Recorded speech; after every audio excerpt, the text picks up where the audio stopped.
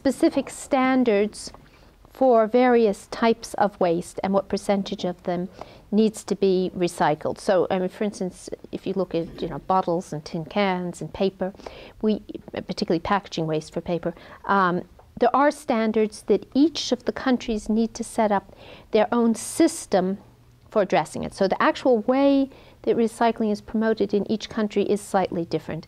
In some places, it's very much driven by the local authorities. In some cases, there's much more involvement of the retailers or the producers. But we want to do better than we are at the moment. We think that we are still wasting a lot of resources. And for instance, in the area of electronic and electrical waste, we have actually just renewed the directive. Originally, the directive said, I think it was 4 kilos per capita per year, I think was the minimum collection rate. Don't quote me because I'm not sure that's the right number. But it was a target which was uniform for the whole EU, and it was very challenging for Bulgaria, but you know, Luxembourg didn't have any difficulty meeting that because the Luxembourgers have many more of these little gadgets, and so the amount of collection, yeah, I think it was 4 kilos per capita per year. The new version of this directive now says that each country, they have a choice of 2 targets. Either they must collect 80% of the electronical and electrical equipment that is put on the market, or they must collect 65% of the waste generated. And that's because there was a lot of discussion about how it was measured and which was a fairer target. So each country can choose whichever target they want. But this is a much more ambitious target. This is saying that more than half of this waste should now be collected and appropriately dismantled or treated in the best way to get the resources out of it. So yes, we're doing something, but not as much as we should. When we get round to energy efficiency, that's someplace where, yes, we're doing better than the US, but it's not hard. Did you all hear that? No, so, no, I mean, okay, okay. No, we're doing better in the US, but we're not doing as well as we should be doing. And we know, particularly, if we want to reduce our overall CO2 emissions, we need to do much, much better on energy efficiency and on using renewables. On the energy efficiency side, as I said, there's a big debate going on now about how to meet this target that we have of improving efficiency by 20%. And we're not on track for it, and we're not doing it right. We're going in the right direction, but we're not getting there fast enough. And I said what our goals are for 2020. In fact, the EU has a notional political goal, so not a legally binding goal, but a political goal to reduce CO2 emissions around 85 or 90% by the year 2050. And if we want to move in that direction, we can't just make small changes. We need to make much bigger changes. Certainly, renewable energy is a part of the equation, but just using less is another part of the equation. As far as renewable energy is concerned, we are on track for those targets. And each country has a different way of dealing with it. At the moment, you see a number of the countries actually drawing back some of the subsidies that they were giving for installing renewable energy, particularly in homes, because of the call for cutting back public budgets. So maybe we'll see a little bit of a slowdown. But in countries like Germany, there's now a big market and it's moving ahead, but not fast enough, and we need to do more. A question about the excuse me, aircraft emissions tax. What can you bring us up to date on that? The attempt, I mean, were there not some dozens of nations, led perhaps by China, that were antagonistic to that? Yeah, were and are. Yeah, originally the carbon emissions trading scheme did not cover the aviation sector, and that was because we knew it was harder to measure and enforce compliance. But there was an increasing feeling, particularly from other parts of the transport sector, but also from economic actors in general, that this really was not fair. I mean, why should the airline industry have a break on this when everybody else had to get on board? So we did bring in that legislation. It's generally fairly popular in Europe. But of course, yeah, other countries don't like it very much. The opinion of our legal service, who's looked at it very closely, is that there's nothing against WTO in there, that it may be considered a barrier to trade, but it's non-discriminatory. We're imposing the same rules on EU firms and on firms from other countries for activity that's taking place inside the EU. So our opinion is that there's no legal challenge to it. The problem is that, yeah, there are quite a number of countries that are unhappy about it, that are, China, for instance, I think put some regulations in place, and I know there was an effort to do it in the US too, to forbid airline countries from paying into this system. The story's still running. The Commission and the EU through the External Action Service is going to have to discuss with some of these countries, and we don't want to compromise on the basic principle, because then we're discriminating against our own companies, But something is going to have to be worked out. We will try to maintain the system as much as we can, as how it was designed. A quick follow-up on that. The amount per passenger I read recently was just a few dollars. Does that sound right? It's of that order of magnitude. I don't know how much it is, like $3 or something ridiculous. It's something like that. Yeah, okay. But airlines are saying, well, their margins are getting cut, and that does make a difference. So we'll take a couple more questions, and Mike, here's I'm right behind you. At some point, I'd like to ask a question. I want to talk about two things. One is, in terms of efficiency, the major target for efficiency in this country is buildings, residential, commercial, and industrial. And the gains to be made there are just enormous, and that's getting to be a much bigger program. And I think the government is focusing on retroing older buildings rather than focusing on new. And new buildings, there's all kinds of ways to make them actually energy negative.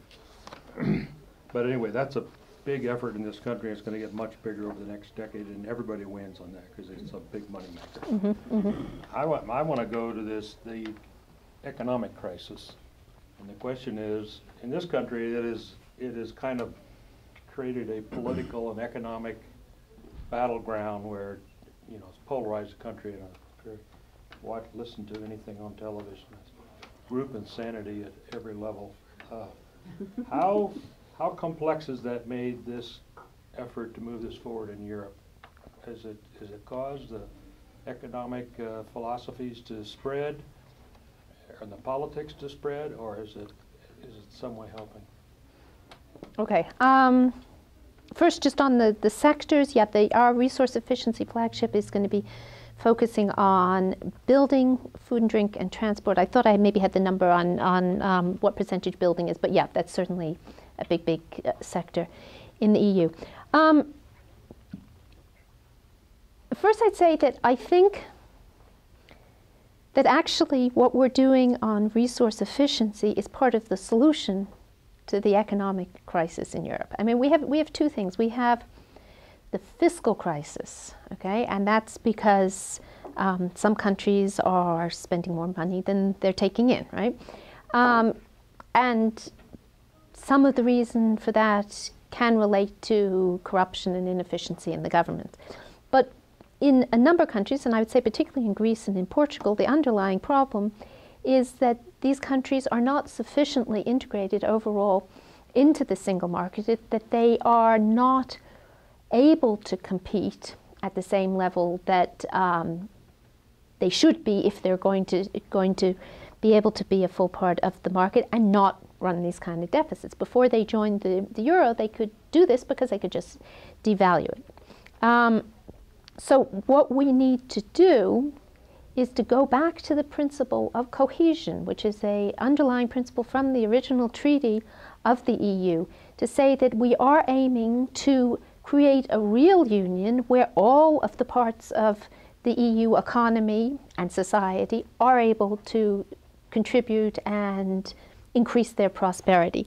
And I think part of that comes back to this question of resource efficiency. If we're wasting our resources, then we're not being as competitive. If we're not thinking of seizing new opportunities, including for eco-efficiency, I mean, that's something that's, particularly some of these countries in the south, perhaps, they can improve their economy by taking advantage of their location a bit with easier access, for instance, to solar energy and things like that.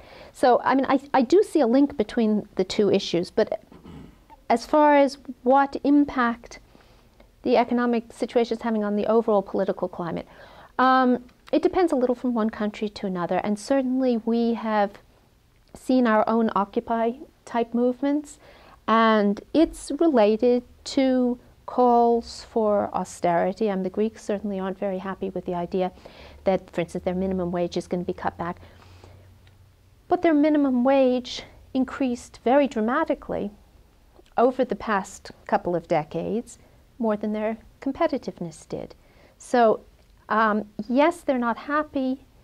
Yes, you see perhaps a bit more of a divide between the sort of the people who are living in countries that are poorer and people who are living in countries that are richer. I think here maybe it's not so geographical, it's a little more socioeconomic class.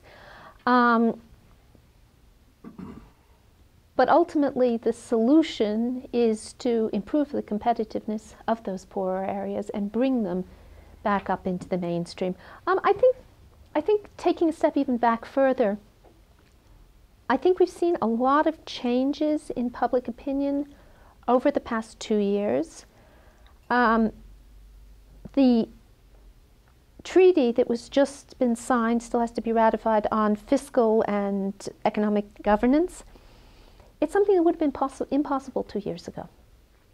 Public opinion 2 years ago would have said, what? You can come from Belgium and look at our budget in Italy? Are you crazy? That's our own business.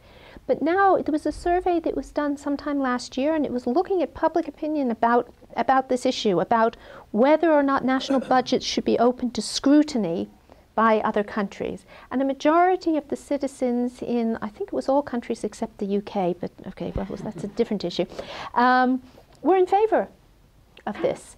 And that to me is just a huge, huge change, that there is perhaps a little more thinking about the interdependence of the countries of Europe, and there's more political willingness to take the further steps in integration that are necessary, both to address the crisis that we're facing at the moment, but also to keep promoting those original goals of peace and prosperity, which was why the EU was created in the first place. So I'm really not too negative about the crisis. I think maybe you need a good crisis every now and then to get people to really think about what are we trying to accomplish, and what do we need to do to do that.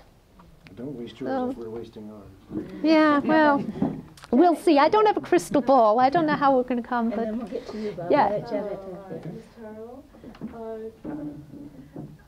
if you wouldn't mind talking a little bit about the nature of the debate that's happening, maybe at your level in the EU, around population issues. Because there's a geography that along with production and consumption, resources impact hugely by population. And on the one hand, Europe seems to have a decline in population. On the other hand, listening to the German Chancellor last night at a town meeting, addressing questions around family size, it seems like there's quite a move in Germany to increase that population. Yeah. Overall, the EU is declining in population, and where we are having increases, it's largely due to immigration. The problem we're facing in Europe is that with this decrease in birth rate, we've got a population pyramid that means we're wondering where our pensions are going to be coming from. And the pensions are much more public than private. And I mean, we see this hitting directly ourselves as civil servants, because we are going to be facing change in our pension regimes, and we're not going to get what the people who retired last year got. So this is what the population discussion is mostly about. It's how to pay the pensions. And it relates very much to the whole question of immigration. There's an increasing xenophobia, I would say. I mean, that's a strong word, and I don't want to suggest that it's the prevailing mood in Europe, but in certain quarters there is more fear of the unknown immigrant, fear that foreigners are coming in, that they're going to outcompete me in this, that, or the next thing.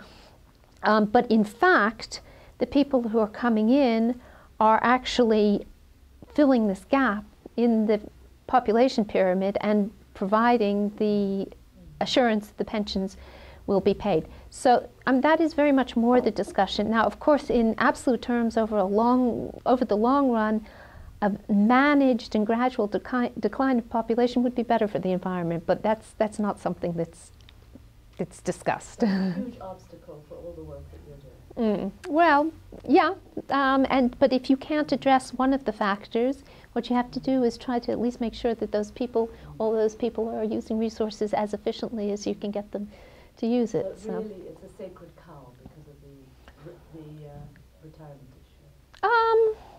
Yeah, but I think it's just not seen as an issue because the population is declining.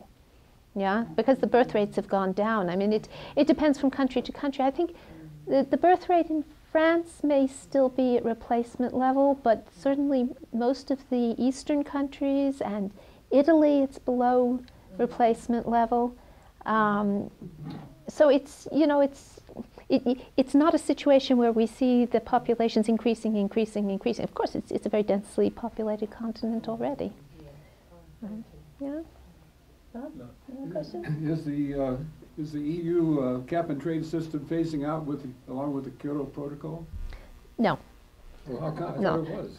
No, because they're two separate things. I mean, we have obligations under the Kyoto Protocol, but we also have our own internal obligations to reach these targets that we've set for ourselves.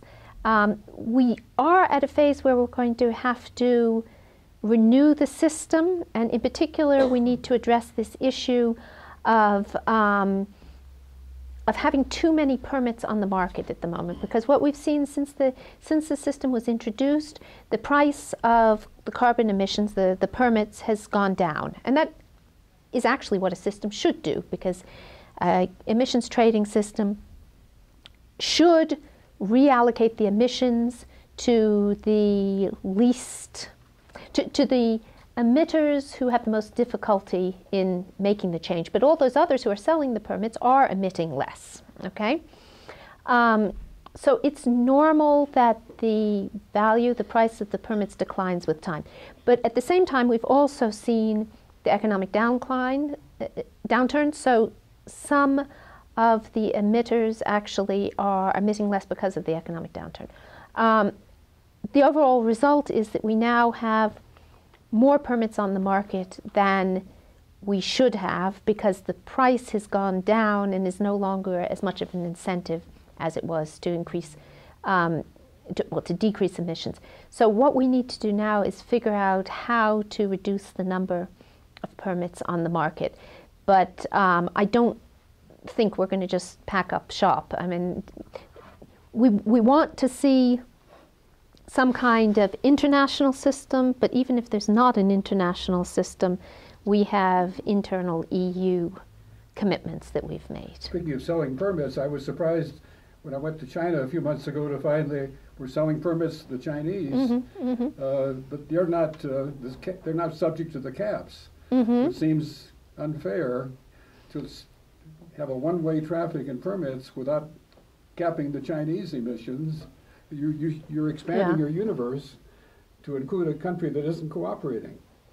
Okay, you're referring to maybe some of the joint implementation and clean development mechanism schemes, where essentially you can buy, you can acquire rights to emit in the EU if you are reducing emissions somewhere else in the world. Well, I Is that don't what you're referring understand to? that the universe is being expanded to include China, apparently. Yet they're not cooperating in the caps. Yeah, but if they are reducing, if there is somebody, I mean, our goal is to reduce emissions overall. So if the emissions are being reduced somewhere else, one should get some kind of credit for that.